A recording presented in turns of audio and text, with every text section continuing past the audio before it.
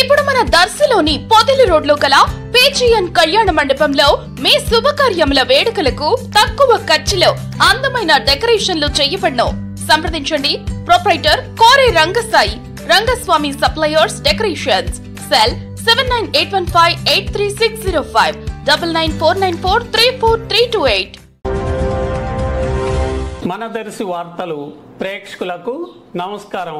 వార్తలు సమర్పిస్తున్నది మీ గంగిశెట్టి రామస్వామి. దర్శి నియోజకవర్గం దొనకొండలో 1962లో ఏర్పాటు చేయబడి ఉన్నటువంటి విమానాశ్రయమును వినియోగంలోనికి తీసుకురావాలని కోరుతూ ఢిల్లీలో కేంద్ర పౌర విమానయాన శాఖ మంత్రివర్యులైన కింజారపు రామ్మోహన్ నాయుడును ఈరోజు బుధవారం భారతీయ రంగ గ్రామీణాభివృద్ధి సంస్థ ప్రతినిధి, దర్శి మాజీ ఎమ్మెల్యే, స్వాతంత్ర సమరయోధులు రావిపాటి మహానంద చౌదరి మనుమడు రావిపాటి కొండలు కలిసి వినతి పత్రమును అందజేయటం జరిగింది.